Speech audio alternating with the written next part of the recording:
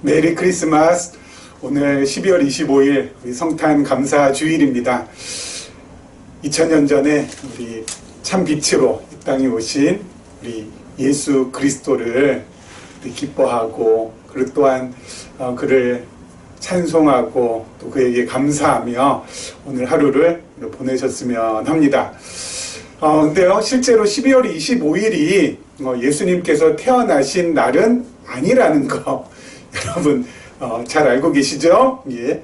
12월 25일은 예수님께서 태어나신 날은 아닙니다. 성경 어디에도 예수님께서 12월 25일 날 태어나셨다라고 기록하고 있지 않고요. 그리고 또 몇 월 며칠이다 라고 기록한 바도 없습니다. 우리 12월 25일을 성탄절로 지키게 된 유래는요, 우리 주 313년 로마의 콘스탄틴 대제, 콘스탄틴 황제가 우리 기독교를 공인한 이후에 우리 12월 25일을 우리 예수님께서 태어나신 날로 그렇게 지키자라고 해서 그때서부터 유래가 되어서 지금까지 우리 12월 25일을 우리 성탄절로, 우리 예수님께서 태어나신 날로 우리가 지금 이렇게 함께 축하하고 기뻐하고 그리고 또 즐겁게 우리 보내고 있습니다. 태어난 날이 중요한 것이 아니죠. 태어나신 날이 중요한 것은 아닙니다. 태어난 날이 중요하지 않으면 그럼 뭐가 중요하지? 태어난 곳이 중요합니다. 예수님께서 태어난 장소가 중요합니다. 왜냐면은요, 예수님께서 언제 태어날 것이라고, 우리 메시아가 언제 이 땅에 오실 거라는 그 날은 구약에 예언이 되어 있지 않습니다. 구약에 약속되어 있지 않지만은 태어날 장소에 대해서는 구약에 예언이 되어 있고 약속이 되어 있습니다. 우리 미가 선지자를 통하여서 하나님께서 미가 5장 2절에 보면은요, 어디에 태어나실지에 대해서 이미 밝혀놓고 계십니다. 5장 2절 제가 한번 읽어보겠습니다. 베들레헴 에브라다야, 너는 유다 족속 중에 작을지라도 이스라엘을 다스릴 자가 내게로 나올 것이라. 그의 근본은 상고요 영원에 있느니라 하면서 이미 하나님께서 미가 선지자를 통하여서 이렇게 기록을 해놓고 계십니다. 바로 베들레헴이라는 곳이죠. 베들레헴. 바로 그 베들레헴에서 메시아가 태어날 것이라고 그렇게 미가 선지자를 통하여서 예언해 놓으셨고요. 그 예언한 대로 메시아이신 예수님께서 바로 베들레헴에서 태어나십니다. 근데 여러분, 베들레헴에서 예수님께서 태어나려고 할 때 여러분 그냥 예수님께서 베들레헴에 그냥 태어나셨구나 라고 생각하시면 안 됩니다. 예수님께서 베들레헴에 메시아를 베들레헴에 태어나게 하시려고 우리 하나님께서 약속하신 대로 미가 선지자를 통하여서 예언한 대로 우리 베들레헴에서 태어나게 하시기 위하여서 하나님께서 무척 노력을 많이 하셨다라는 것 알 수가 있습니다. 왜냐면은요, 옥타비아누스라고요. 이 로마 황제들 이름이 나오면은 진짜 헷갈립니다. 누스가 너무 많아요. 옥타비아누스.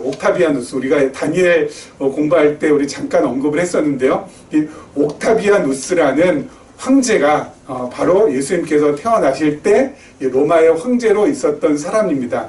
이 사람을 다른 말로 하면 아우구스라고도 합니다. 근데 이 옥타비아누스는요, 황제가 되기 전에 이 삼두 정치를 했었습니다. 로마 제국에서. 이 삼두 정치라는 것은 세 사람의 인물이 함께 협의하고 함께 합의해서 로마를 갖다가 이끌어 나갔다라는 것이죠. 그 중에 한 사람이 바로 옥타비아누스고요. 그 다음에 또 한 사람이 우리가 잘 알고 있는 안토니우스, 그리고 또 한 사람이 레피두스입니다. 이렇게 세 사람이 삼두 정치를 했는데 이 가운데서 가장 세가 약한, 그리고 나이도 가장 어린 사람이 바로 옥타비아누스였습니다. 그렇죠? 옥타비아누스가 바로 세도 약하고 그리고 나이도 가장 어렸습니다. 그 세 사람 가운데서 가장 유력하고 가장 강하고 그리고 또 노련하고 그리고 경험도 풍부한 사람이 바로 누구냐면은 잘 알다시피 안토니우스입니다. 안토니우스. 그런데 이 안토니우스하고 안토니우스하고 옥타비아누스하고 이 세 대결에서 결국은 누가 이겨요?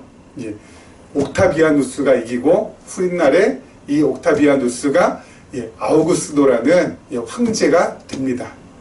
이 옥타비아누스가 황제가 되는 그 모든 과정이 이게 진짜 아주 드라마틱하고, 그러면 이 로마의 역사를 보면은 이처럼 정말 흥미진진한 일이 있을 수 없습니다.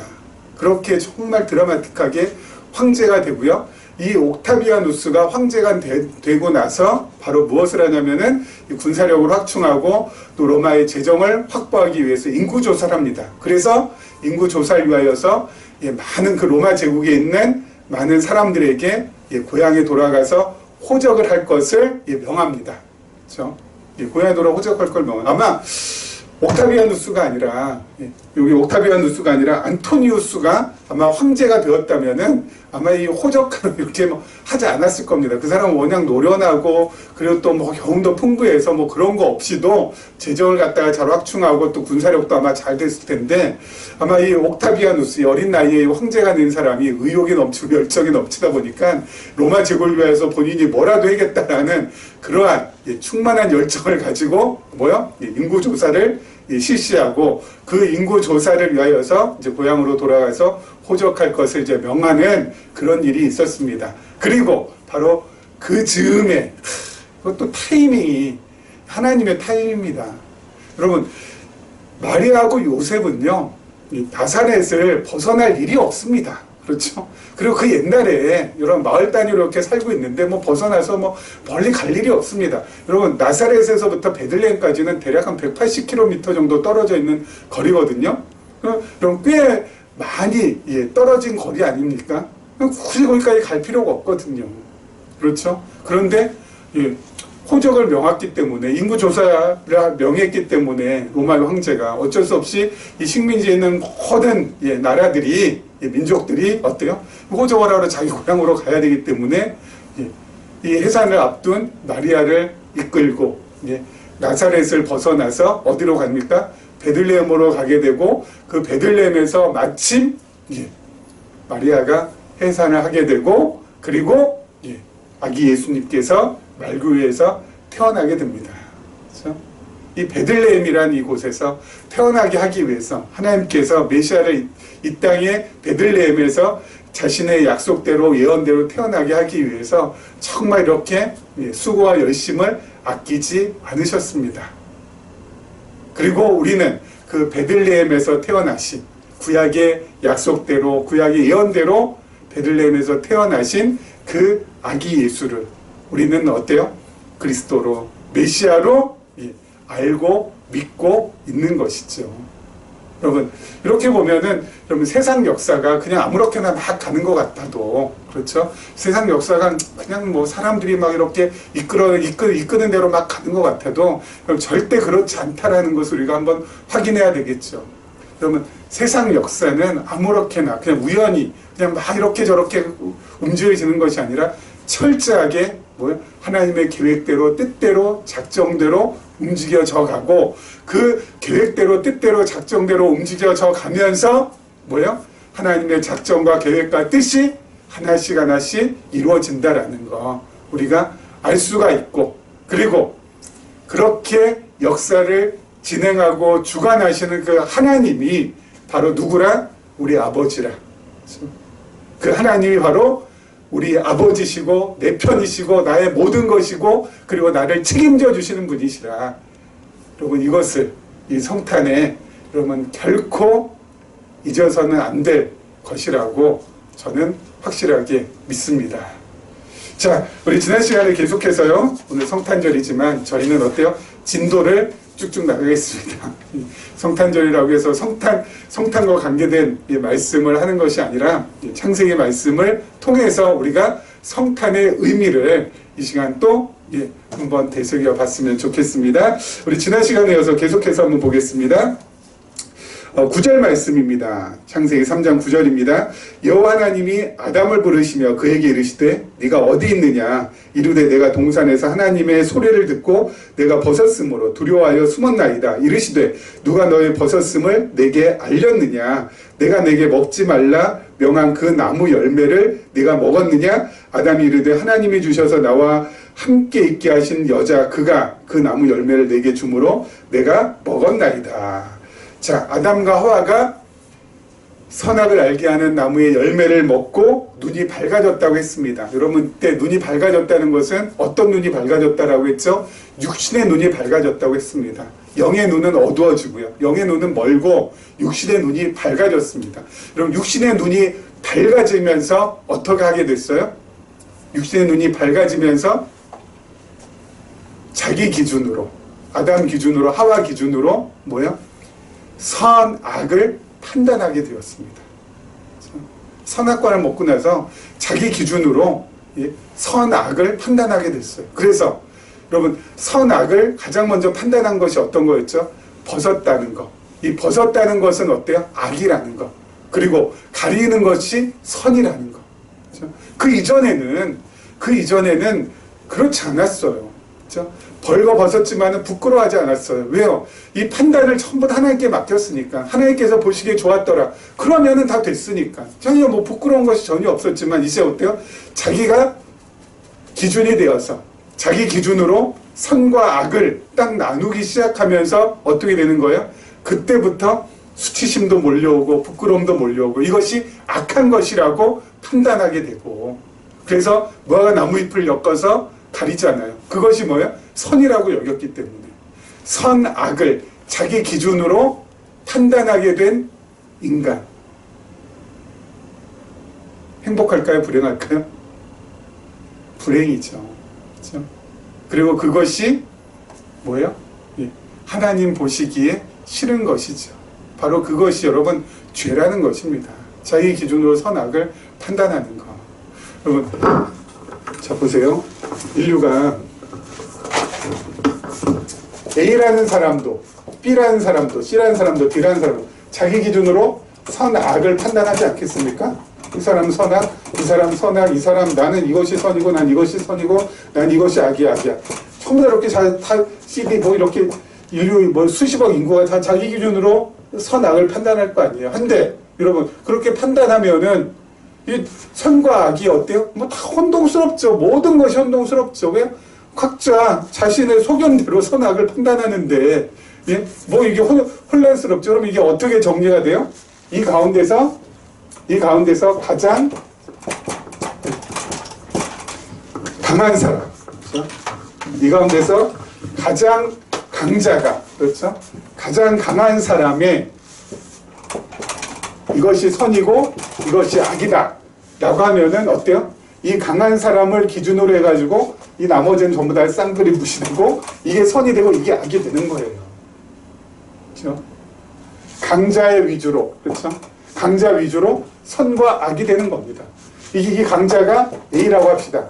그러면 A라는 사람이 이것이 선이고 이것이 악이다 라고 하면은 여기 있는 사람은 전부 다 여기 모든 것을 전부 다 싸그리 어때요? 이건 무시가 되고 이게 이제 선으로 되고 악이라고 됐다가 요 A라는 요 강자를 어때요? 이 A라는 강자를 물리치고, 그렇죠? 물리치고 B라는 또 다른 강자가 등장을 해가지고 이 사람이 나는 이게 선이고 난 이게 악이야 라고 하고 이거 전부 다 어때요? 때려 전부 다 잡으면은 이것이 다시 어때요? 이 사람이 말하는 것이 선이고 이 사람이 말하는 것이 악이 되는 거예요. 그렇죠? 이 선악이 강자에 의해서 강한 사람에 의해서 계속 어때요? 뒤바뀌게 됩니다. 또 B가 그럼 절대 강자인가요? 아니죠. 또 C라는 사람이 또 이 B를 갖다가 축출하고 등장할 수 있고 또 D라는 사람이 C라는 사람이 또 축출하고 등장할 수 있고 그러니까 계속 어때요? 선악이 인류 역사는 계속 바뀌어왔어요. 그렇죠? 우리나라만 해도 그렇지 않습니까? 여러분 이전 정권만 해도 탈원전이 선이었잖아요. 근데 이제 뭐요? 새로운 정권이 들어서면서 탈원전은 어때요? 더 이상 선이 아니에요. 악이 됐습니다. 그 이전 정권만 하더라도 주택을 여러 채 가진 사람은 어때요? 악이었어요, 악이었어요. 근데 지금 이 정권에 와서 보니까 어때요? 다주택자가 선이 됩니다, 선이 됩니다. 계속 바뀌어요, 계속 바뀌어요, 계속 바뀌어요, 계속 바뀌어요. 그렇기 때문에 여러분 모든 인류는 어때요? 강자가 되기 위하여서 치열하게 경쟁하고, 그렇죠? 치열하게 갈등하고, 치열하게 전쟁을 벌이는 거죠. 내가 강해지면은 내 중심으로 뭐예요? 선과 악 딱딱 나눌 수 있으니까. 예? 내가 좋아하는 건 선이고 내가 싫어하는 건 악이니까. 그렇죠? 그 이전 사람이 뭐라고 얘기를 했건 다 어때요? 예, 몰아내고. 그러니까 인류는 어때요? 계속 어때요? 무한 갈등, 무한 전쟁, 무한 경쟁. 말씀드렸잖아요, 지난 시간. 이게 인간 사라고, 이게 인간 사라고. 지금도 계속 벌어지고 있는 일이죠. 벌어지고 있는 일이죠. 예? 어떤 것이 절대적인 것이고, 어떤 것이 어떤 절대적인 것은 없이 늘 가변적이에요. 늘 가변적이에요. 그래서 여러분, 강한 사람도 어때요? 강한 사람 늘 살얼음판. 이 사람. 내가 강자가 되었다고 해서 언제 밀려날지 모르니까 늘 살얼음판 걷는 거죠. 그냥 부들부들 떨면서 그냥 살얼음판 그냥 조심 어떻게 될지 모르니까. 예? 강자가 되었다고 해서 어때요? 뭐 즐길 수가 있나, 뭐 할 수가 있나? 늘 살얼음판. 그리고 이런 강자가 아닌 이 과거에는 강자였다가 이제는 패자가 된 이 사람은 어때요? 복수의 칼날을 늘 어때요? 그냥 가는 거죠. 그냥 복수지에 불타오르는 거죠. 그럼 여기에 무슨 평화가 있고, 무슨 안식이 있고, 예? 무슨 행복이 있겠어요? 눈이 밝아지면서, 선악과를 먹고 눈이 밝아져서 인간 중심의 선과 악을 판단하게 되면서부터 어때요? 인류는 참혹한 전쟁, 참혹한 갈등, 참혹한 경쟁, 그 구도 속에서 계속 쉼도 없이 평안도 없이 부대낄 수밖에 없는 것이죠. 그런데 그 가운데서 하나님께서 우리들은 이 무한 굴레를 벗겨주셨죠. 그리고 이제 우리는 이제 어떻게 됐어요? 하나님 나라의 자녀, 하나님 나라의 백성이 됐죠. 그렇죠? 하나님 나라의 자녀가 되어 하나님 나라의 백성이 됐죠. 우리도 어때요? 우리 기준으로 선과 악을 판단해서 이건 선이다, 이건 악이다, 이건 좋은 거다, 이건 싫은 거다. 나 좋은 것은 계속 이건 받아들이고 나 싫은 것을 계속 떨쳐버리고. 우리는 이런 삶의 태도가 아니에요. 예? 우리 이런 삶의 태도가 아니라 우리는 어떻다고요? 선은 선대로, 악은 악대로. 하나님께서 나를 하나님께 가까이 가게 하기 위한 도구로서 우리는 보는 겁니다. 그게 제일 중요한. 그래서 우리는 뭐야? 다 받아들여야 돼요. 예? 받아들인다는 건 뭐냐면은, 여러분, 우리의 안과, 그렇죠? 우리의 밖에 뭐가 있어요? 악이 있죠. 안에도 악이 있을 거예요. 그렇죠? 우리 안과 밖에. 여러분, 그러면 우리 안에 있는 이 악, 그렇죠? 이 악심, 악한 마음이 계속 솟구칠 때마다, 내 안에서 자꾸 어때요? 이 죄성이 자꾸 이 발언할 때마다 우리는 어떻게 해야 돼요? 나의 죄를, 나의 이 악한, 고약한 이 심성을 깨닫고, 그렇죠? 내가 이렇게 악하구나, 내가 이렇게 죄인이구나, 난 진짜 악당이구나. 이거 깨달을 때마다 어떡하라고요? 이거 가는 수밖에 없어요. 예수 그리스도의 십자가로 가는 수밖에 없어요. 왜요? 이 악한 본성, 이 악한 마음, 이 죄된 마음, 이 죄된 이 심보, 이런 욕심, 시기, 질투, 아무튼 이 온갖 것이 전부 다 어때요? 나올 때마다 이 악심에서 나오는 거 아니겠어요? 어디로요? 주여, 주님께 갑니다. 나 같은 죄인 살려주신 주님께 갑니다. 천부에 의지 없어서 손들고 나갑니다 하면서 그리스도께 가는 거예요. 우리는 그렇죠? 십자가 가까이 가서 십자가의 그늘 아래서 십자가에 달리신 예수 그리스도께 내가 이렇게 죄인입니다. 내가 이렇게 악합니다. 세상 천지 이런 악당이 없습니다. 라고 구하면 예수님께서 우리 뭐예요? 이런 악한 것, 이런 더러운 것 하면서 차버리실까요? 아니죠. 그래. 내가 그것 때문에 이 땅에 왔고 내가 그것 때문에 십자가에 달리지 않았니? 네가 그렇게 너의 노됨을 잘 알았으니 죄인을 내가 부르러 왔기 때문에 나한테 잘 왔다 하면서 어때요? 예수님께서 우리를 품어주시고 안아주시고 그리고 십자가의 은혜를 십자가의 사랑을 우리 마음에 더해 주신다고요. 그럼 우리는 그 십자가의 사랑과 은혜를 힘입어서 다시 한번 어때요? 나의 삶을 하나씩 하나씩 꾸려가면 된다고요. 그거 가지고 우리 밖에도 악이 있죠. 나를 힘들게 하고 나를 괴롭게 하고 나를 갖다가 못 살리고는 여러 가지 악한 환경들이 있고 여러 어때요? 악한 사람들이 있고 그러면 이럴 때마다 우리는 어때요? 이것을 두 가지로 첫 번째는 신학의 도구로 신학의 도구라는 것은 하나님을 배우는 도구로 내 주위 환경을 통하여서 하나님을 배우는 도구로 우리는 어때요? 사용하면 되는 거예요. 그리고 또 하나는 자기 성찰의 도구. 나 자신을 돌아보는. 그렇죠? 나 자신을 더 낮추고 나 자신을 더 하나님 앞에서 어때요? 예. 나 자신을 하나님 앞에서 더욱더 예. 낮추고 그리고 나의 모난 부분, 나의 못된 부분을 내려놓는 그러한 것으로 이것을 어때요? 사용하면 되는 거라고요. 그렇죠? 밖에 있는 악은 신학의 도구와 성찰의 도구로 그리고 내 안에 있는 악은 십자가 은혜와 사랑을 경험하고 체험하는 도구로 그렇게 우리는 사용하면 되는 거예요. 그렇죠? 바로 이렇게 사용할 때 어때요? 참된 평화도 오고요. 참된 평안도 오고요. 참된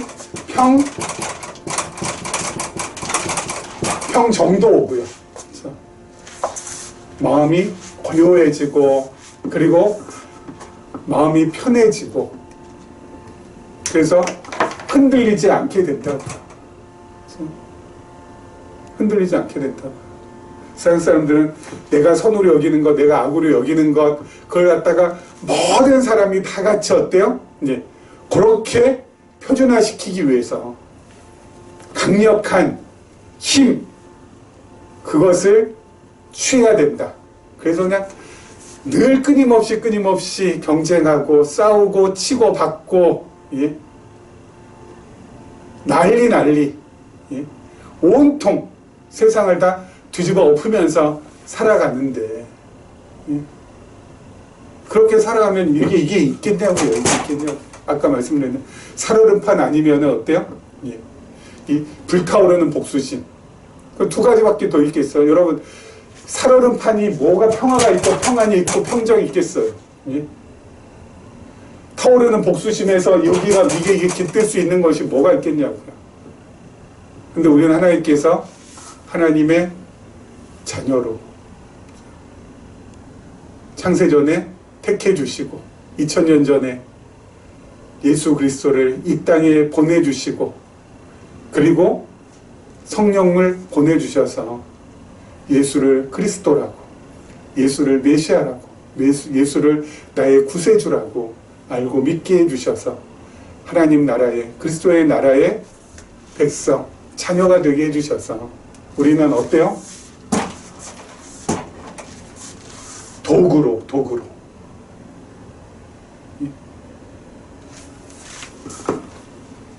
선용하며 평화와 평안과 평정을 가지고 살아갈 수 있도록 해주셨다는 거. 여러분, 이게 진짜 어마어마한 은혜입니다. 예? 세상 어디에서도 구하거나 얻을 수 없는 오직 하나님께서 저와 여러분에게만 베풀어 주신 특별하고도 정말 대단히 놀라운 그런 은혜라는 거. 여러분 잊지 마시기 바랍니다. 자, 계속해서 한번 보죠. 그 다음 절입니다. 그 다음 절. 여호와 하나님이 여자에게 이르시되 내가 어찌하여 이렇게 하였느냐. 여자가 이르되 뱀이 나를 꿰물어 내가 먹었나이다. 여호와 하나님이 뱀에게 이르시되 내가 이렇게 하였으니 네가 모든 가축과 들의 모든 짐승보다 더욱 저주를 받아 배로 다니고 살아있는 동안 흙을 먹을지니라.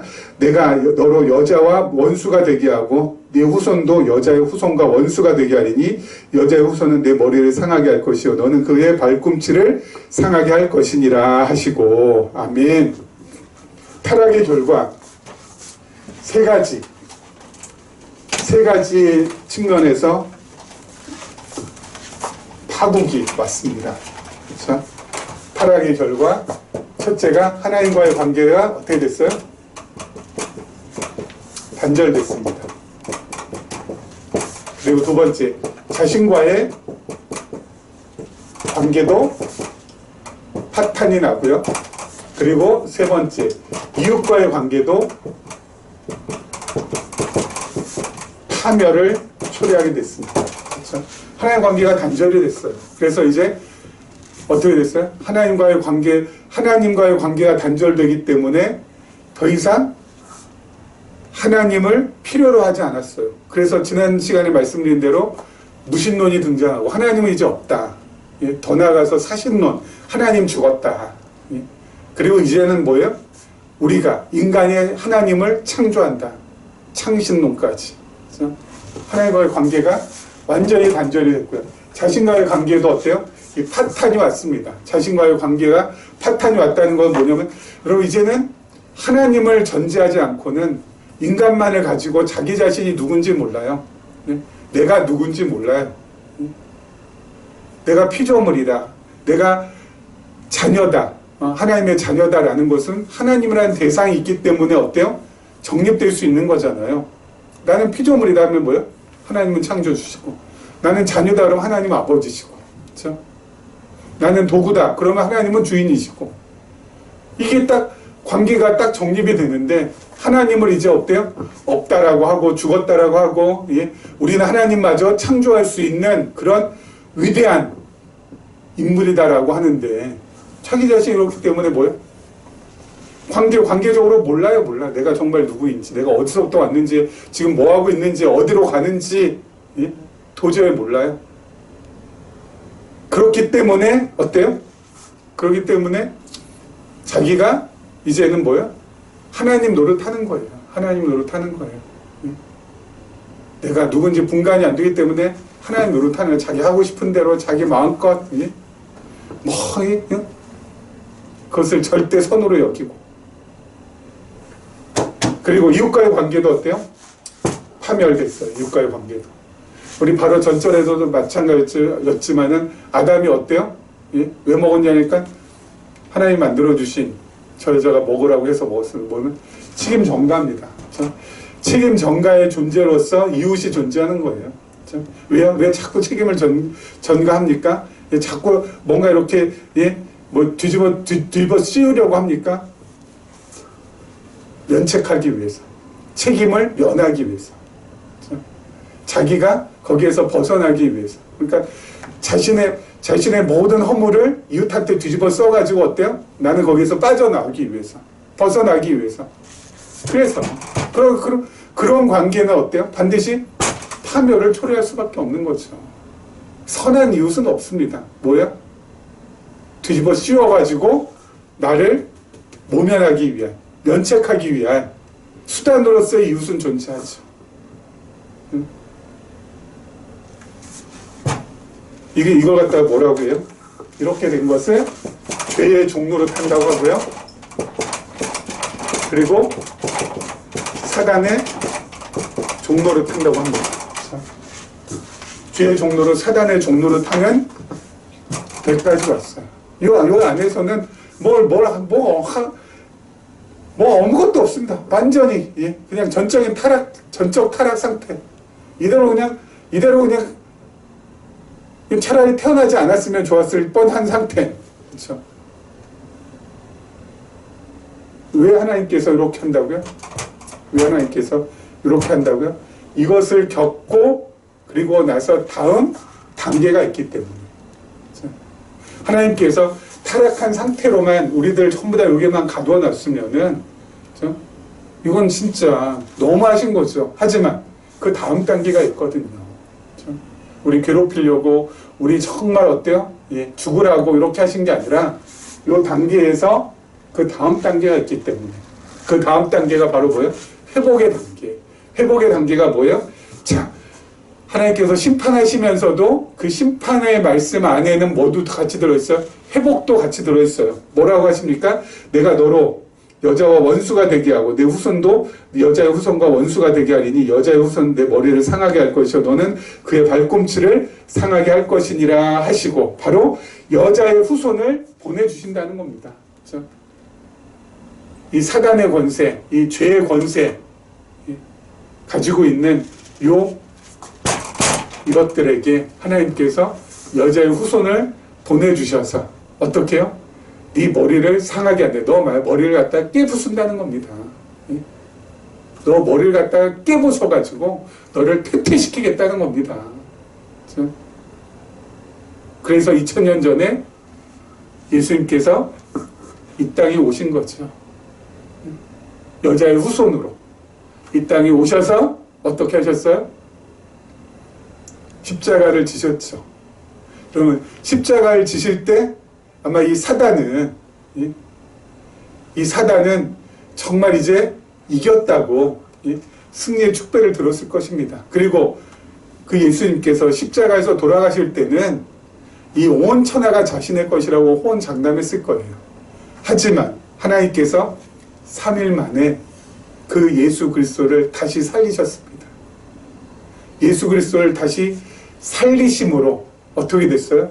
완전히 전세가 역전이 됐어요. 그렇죠? 승리의 축배를 들고 이 세상이 다 내 것이라고 호언장담했던 사탄은 어때요? 완전히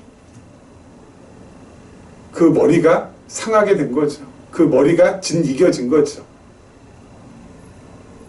예수 그리스도께서 승리하신 거고 사단 권세는 패배한 것이고, 그렇죠? 십자가 지실 때 그렇게 좋아했지만은 결국 어때요? 전세 완전 역전. 여러분, 그 예수 그리스도의 승리 안에 우리도 같이 들어 있습니다. 그렇죠? 그래서 여러분 정말 괴롭고 힘들고 죽을 것 같고 이제는 끝이다 라고 여길 그때에 하나님께서 우리 역전의 하나님께서 예수 그리스도를 다시 부활시켜 주셨던 것처럼 우리도 다시 어때요? 회복시켜 주신다고요. 그러니까 여러분 너무 걱정하지 마세요. 너무 염려하지 마세요. 이게 끝이구나. 누가 끝이래요? 아, 이제는 안 되나 보다. 뭐가 안 된다는 거예요? 하나님께서 어떻게 하실지를 여러분 정말 평안한 마음을 가지고 바라보자고요. 그렇죠? 현실적으로도 영적으로도 하나님께서 뒤바꿔 놓으실 테니까. 타락의 과정을 겪게 하시는 가장 큰 이유는 다른 게 아니라 뭐예요?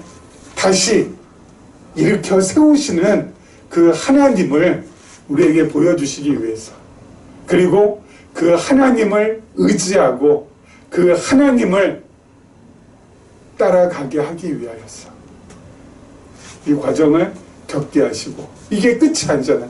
그 그 회복의 과정을 하나님께서 약속하시고 약속하신 대로 이루신다고요. 우리 삶에도 하나님께서 그와 동일한 방식으로 섭리하십니다. 그렇기 때문에 여러분, 우리는 어때요? 늘 새로운 소망을 품는 것을 잊지 마셔야 돼요. 아휴, 이제는 안 되나 보다. 아, 이제는 끝인가 보다. 아, 이제는 도저히 희망이 보이지 않아. 여러분, 그것은 사탄의 용어예요. 하나님의 용어가 아닙니다. 오늘 성탄절, 예수님께서 이 땅에 오신 이유는 우리의 한숨을